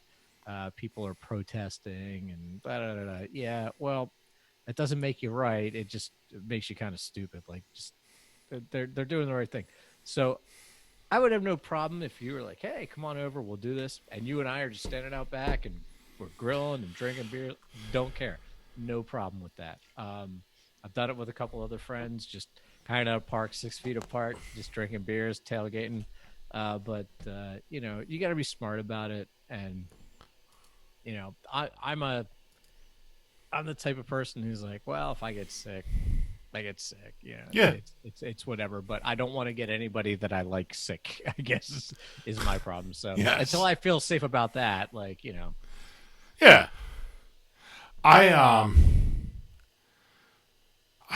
I feel like we're gonna like. There's a couple things I'm thinking about as far as this summer. I just assume that we're not gonna have another concert or large scale event for next year. 2021 maybe, right? I think at best the NFL season is pushing a month off. Like they start in October. I think they'll have games and no fans. I just don't think they're going to do that. Really? Yeah, I don't know. I mean, I know the WWE is doing it, but that's still at its heart. That's still a TV show, and I It know is. that sports in general are a TV show. But when you're talking about like jerseys, I just can't understand. Football is tailor made for TV. It is. Football is definitely a TV sport. Hockey is an in-person sport. Yes, it is. Baseball is an in-person sport. Yes. NBA they could play with no fans in 5 seconds and Yep. nobody would care. They're getting ratings on fucking NBA 2K versus leagues and horse games. Like, NBA's perfectly fine. By the way, horse is subpar compared to around the horn. I was gonna say 21, but all right. Ooh. But you can't play 20. You can play horse, like you and I could play horse right now Yeah, we could. if we wanted to. Yeah. But you can't play 21 without somebody else. Yeah. Ooh. Yeah. I will say this: the virtual NASCAR racing totally pointless. Who gives a fuck? Well, and that ended well. By the way, don't drop. Virtual NASCAR racing became the worst part of NASCAR and online gaming at the same fucking time. Oh my god! In typical IFS fashion, the best joke kind of comes at the end when no one's listening. Oh my god! That's good. Jeez. Oh man, I don't know why anyone is into these esports. What I really don't They're understand is huge. why anyone's watching these old games. Why do I want to watch a game that's not really happening? I kind of get it. I watch a lot of weird video game shit on YouTube, like speed runs. I'm like, all right, this guy beat Mike Tyson's Punch Out blindfolded. I'm like, that's interesting. Yeah. But to watch guys play Fortnite against each other, I can't. No, I'm not. I don't care that you're getting points and some Japanese guy threw his headphones down. Like, I don't care about that. But I can watch interesting stuff like that. I could even watch like, I will go back and be like, all right, I want to relive this Falcons game that I was at, or something like that. But at the same time, I'm not going to go back and watch the 96 Bulls beat the Utah Jazz. Like, I don't give a shit about that. I don't care. No. It's fun trivia, but, who knows? I watched it when I was in college. Like, I don't care. Yeah, no. Do not care. Do not care. Sports is in a tough place. I mean, ESPN is still, like, ESPN's whole thing right now, literally, we have come to a point where Tom Brady has cornered the market of all sports because he's Tampa Bay or Tampa Brady. Like, oh, what shirt's he going to pick? Who knows? Like, that's where we're at. And the XFL had to fold because of this shit. And they were on the right track again. Like, they literally were doing everything right. And then they had to declare bankruptcy. And it's like, no, there's not really. They're done. They're not coming back, right? They're done. I would bet they do. I really honestly got to think, and I will make fun of their first iteration as much as anybody else because it was stupid where they tried to incorporate pro wrestling into football and just make it. I don't know. But this time, is so good. All right, Rod Smart, Tommy Maddox, woo, yep, your boy, woo, Tommy. But at the same time, this time they were doing it correctly. And they were like, we're going to distance ourselves from that. And it was just owned by Vince McMahon and his Alpha Media or whatever. And it seemed like they were doing everything right. And the football was good and people were into it. And then this happens and you're like, well, fuck it. We're out. What are you going to do? Some real quick beer content. This backcast hazy double IPA by New Trail. I love this. This is so good. This is on par with, and Dave's gonna get all shitty about this if he's listening, which he's not. This is on par with Trillium. It's not Treehouse, but it's Trillium level. Super good. Is that what style is that? It's a hazy double IPA. Here, look at the color. Look at the color. Ooh, look at that. Oh yeah. I like the East End glass. Good. Yeah. Oh, I love this East End glass. You know that. Scott Smith is still my boy. One of the nicest guys in beer. There are. Okay, so. Ooh, here's a question. Let's do the Mount Rushmore of PA beer. You want to do it? You want to do it? Bill Kovaleski. Yeah. Carol Stout. Yep. John Yingling. Unfortunately. and I know I'm missing somebody really bad here. I don't know, fucking Ben Franklin. No. Uh, and I love Scott Smith, but I mean, he came in like the '90s. Straub, who I don't know who runs Straub. I don't know who runs Straub either. I don't know. So Carol, Dick. Oh, what did I say? John Yingling, Co- Dick Yingling. Dick Sorry. Inley. Yeah. Carol, Dick, Bill Kowaleski. I think those three are kind of undeniable. I mean, those three are you're not changing any Yeah. of those three. Yeah. Ooh. Number 4. I swear it gets tough. I agree with those three completely. I think here's where I think the debate is. It's Tom Kehoe. It's not him. Oh, I forgot about Kehoe. It's not him. But I can hear the argument, but I'm not taking that. It's Chris and John, but I'm not taking them. Chris and John I think they're in the same Kehoe range. Yeah, there, they're in the where Kehoe you're range. like, all right, Yeah. we got yeah, Yeah. definitely important people, but Yeah. they weren't Yeah. like Peter Straub from Nikki is saying Peter Straub. No. It's just not. Okay. It's just not there. I'm not gonna give it to Straub. I'm not. Um What's Pittsburgh Brewing? I mean, is that still? Iron City, you mean? I mean, that's been around forever, right? Yeah, that Oh, that gets passed no. around. Penn Brewing. Who's Penn Brewing? Oh, what's her name? Ooh. No, it's not her either. No. Nope. That's super regional. Penn? Yeah. It is. Do you think let me ask you this. Do you think you could get you think you can get a Penn Brewing in Philadelphia?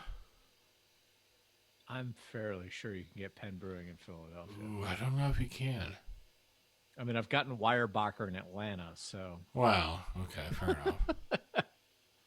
I don't know. That fourth one's tough. it is. And I mean, there's a couple of defunct breweries that were around. Tierney's relatives are. They opened that one that was in the middle of Harrisburg. I don't think you get to fail and get on the board. Yeah, that's a tough one. I mean, ooh, there's got to be one we're missing outside of Philly, There. Well, or inside Philly. Excuse me. yeah. Ooh, this is tough. Carol, Dick, Bill.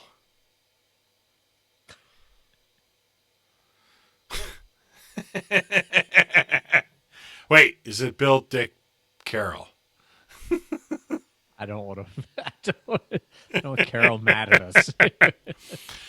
I will say this. I feel really confident in those three. I think an argument can be made for Tom Kehoe. I think an argument can be made for Chris and John. True. Yeah, I'm still not willing to like just give them in. After that, I think that the next tier below them is Smith, out of East End. I would give you that. He came in before the Kehoe and Trogner regime, but yeah, I mean, there's something we're forgetting here. There is something we're forgetting. Yeah, but I think that we nailed 3 out of 4. So I'd say at the rate we're going, 75% is at least non-debatable, and 4 is debatable. Yeah, I feel like those three are non-debatable. I don't know how anyone could debate Carol. I don't know anyone could debate Dick Yingling. No. And I feel like, I mean, unless you want to go back to when they started, who I don't know who that person is. I feel like Victory is more deeply entrenched and established than Trogs, but maybe I'm wrong about that. I think the Trogs brothers would tell you that as well. Okay. Kovaleski was out there in front of the curve. They were like it's And like a Sierra Nevada almost. yeah, Where it we're is. already there. And Kowalski, brought in that he merged up with what was it? Southern Tier. Yeah, Southern Tier, that ABV. Yeah, I mean, that's a funny, weird thing. Do we consider Victory a New York brewery now, or do we No, consider no, there's because still PA. Pittsburgh Oh is no, like, no, ah, fuck it, we have Southern no, Tier no, no, still. no, no, no, no. Victory I is think, totally PA brewery. yeah, Down in town and Parksburg. No, no, no. I mean, 420 Acorn Lane. That Well, was that the Victory. Victory was OG small, he, technically brewery in Pennsylvania. here's the thing I do say about Victory. There are people that consider it a Philly brewery, and I totally disagree. It is not a Philly brewery. I mean, I don't know. I would consider Mellow Mink a Harrisburg brewery but they're in Mechanicsburg, so it's like suburbs are tough. So how does Mellow Mink survive this? How does anybody survive this? I mean, how does Owls of Hampton survive this? I just don't know. How's Boneshire? My God, Oanshire's been doing blowout business of to go stuff. From what good, I'm told. good, good. They should. Yeah. So a lot of these places are doing really good business for their takeout. I know Zero Day has been doing pretty well. Is Zero Day still moving forward with their downtown location? As far as I know, yes. That is independent. It's a huge space. Well, they're opening a second one too, which is right down the road here. You mean a third? Or what did I say? Second? Yeah. Yeah. Well, second other location. Allegedly, yeah, they're opening down at the end of Lingelstown and Progress Avenue there across the street from the Rite Aid where all the Vartan stuff is going in. Because, Christ. And Tattered Flag's still apparently doing downtown Lancaster. Okay, fine. I don't know.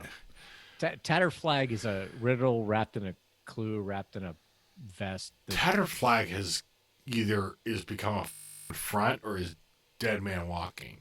110%. And, our poor buddy got canned from there. Yes.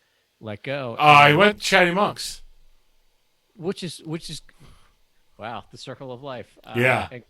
Let's Cliff all recycle. And Cliff and Bruce are at ABC where they're like, oh, well, no, Artie's stepping back. And it's like, what the fuck is happening here? But like, hey, you came in and saved our brewery business. So hey, fuck off. I was in I don't think I tell you a tale out of school.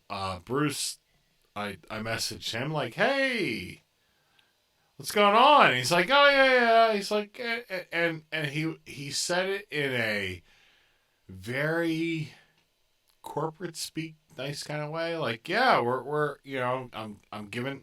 Basically, he said he was handed the reins, which is what he told me in person. He goes, yeah, no, dude, it's gonna be cool.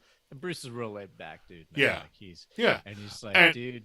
Nah, already stepping back as head brewer, and and I was like, I know this when I see it. I've heard this before, but never. I don't take, I do not say this to disparage him in any way or to take anything away from his statement. But really, Artie is pure ego. He has. Yeah, he has flexed his muscles. I think that this time might be for real, where he's like, I'm just going to take a step back. He's always kept himself as head brewer and then had people under him, and he would override like their decisions and stuff. I think this time what their agreement was that they will have autonomy over everything, which is good. Cliff and Bruce, which are two regular guy names, which I love saying. Cliff and Bruce, two swinging guys gonna brew some beer. But I think they'll do a good job, and I'm hoping that for their sake that is a true story. Who is the guy we interviewed from ABC? I can't remember his name. John. He's great. I don't know where he Where went. where'd he go? I don't know. I assume he's He was, out. yeah, he was unceremoniously let go. If I remember correctly, don't quote me on that. He seemed to be on the right track. I guess he just couldn't control. He was a really good guy and one of our favorite interviews. That guy came Yeah, in like a house of fire. yeah, he was amazing. Yeah. So I don't know. Maybe Artie just saw that. Oh, I got this guy from here and this guy from here, and that'll be a thing. But Yeah, I don't know. I don't know. who knows? I thought Bruce had a good gig at Evergreen, and I'm not sure.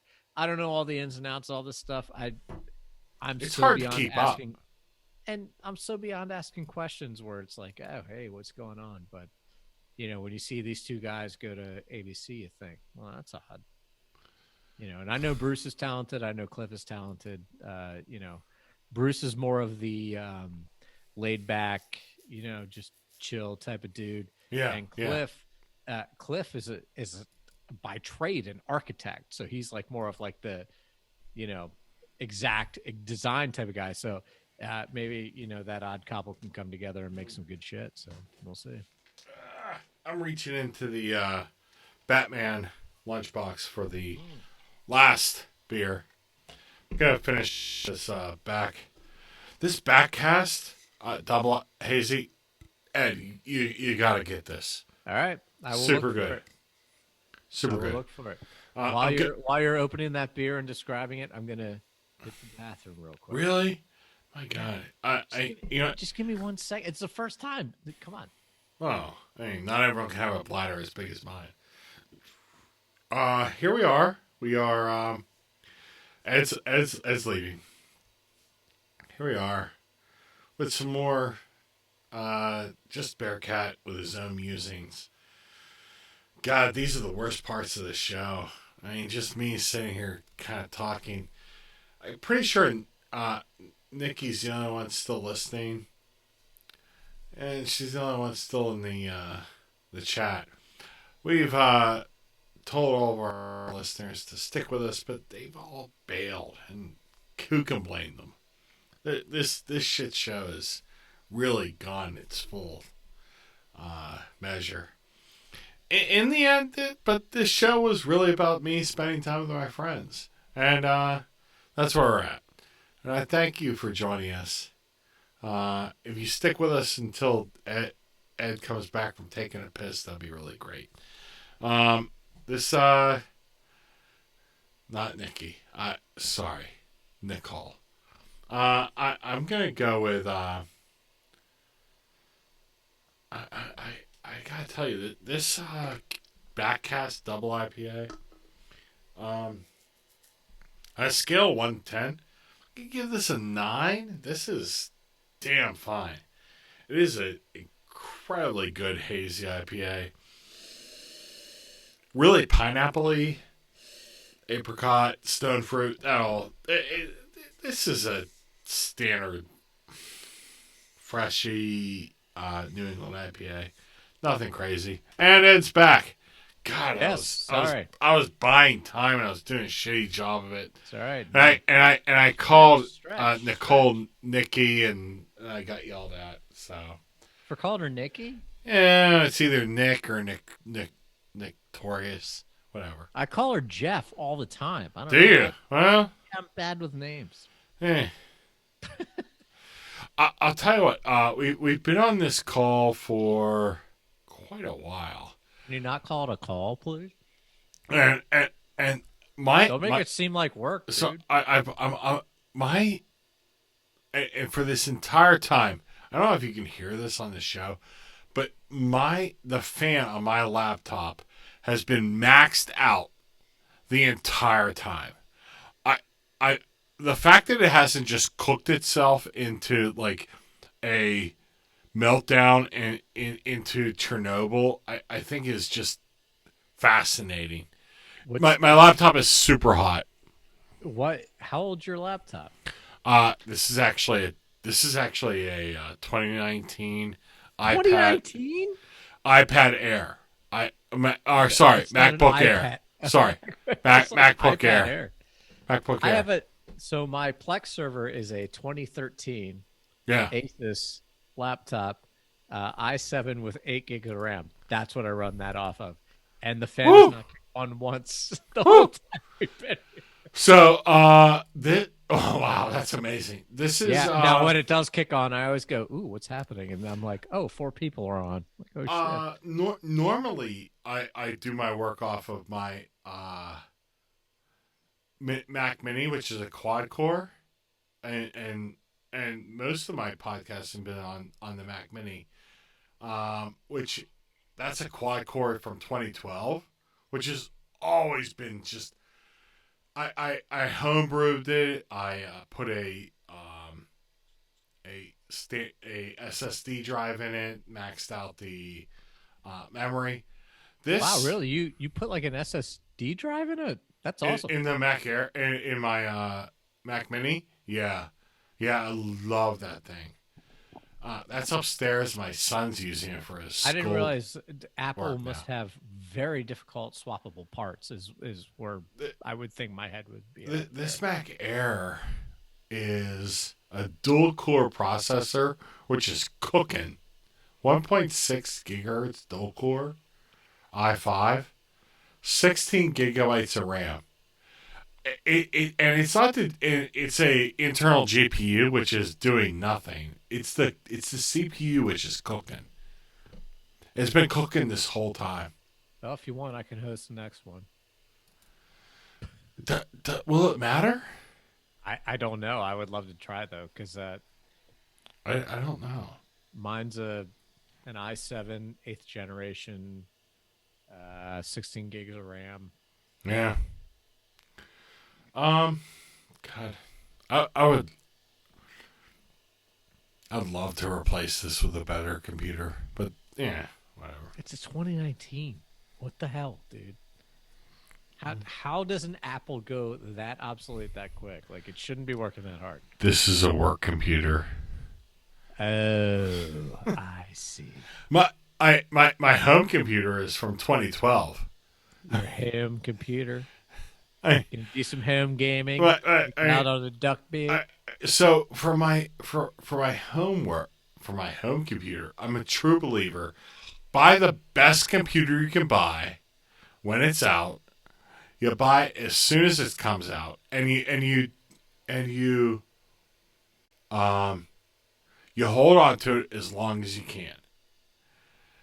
That Mac Mini, or back to the high life. I feel like you. That just exploded on me too. Jesus, did you shake it? Sugar like a white girl. Um, I feel like you buy the best computer you can. You hold on to it for as long as you can. I disagree. Computers are now disposable. No, You buy a mid-range computer and buy a new one in 2 years. no. Buy the best thing you can and try to hold on to it for 10 years. That's Well, if you're doing that, you're not buying a Mac. Of course you are. Of course you are. The Macs So last way longer. you're paying an extra $1,000, and you have a 2019 that's dying. I have a Well, 2013 well, running it's time a out. server of fucking HD movies Time for out. 20 people. Time out. This MacBook Air that I'm currently on is not mine. My Mac Mini, which I prefer to be on, is from 2012, and it would be fine. It would be fine, but it's not. It's not down here in my office because it's been repurposed for schoolwork. What grade are you in? By the way, we're the only people on. All right, everyone bailed. Yeah. All right. I'm gonna end the stream. Are we gonna post this as a as an audio like Sure, people can download? sure. I don't think it'd be too bad. No, I'm gonna end the stream, and if you want to stick on, we can. All right. Anything else for the good of the order? I got nothing. I just hope everyone's doing okay, and I hope to see some people soon in a social situation, drinking, hopefully, having fun, and doing whatever. And thanks for everyone who showed up to hang out with us tonight. I know we kind of rambled, but Ah, it's the way it's going to go. we rambled a lot. Hey, everyone. That's fine. Stay safe. Ramble on. And look, it was less than 2 hours. We hope you like the show. Take care. Catch you on the flip side. We will do this again. It's Friday somewhere. Yeah, likely soon. All right. Later.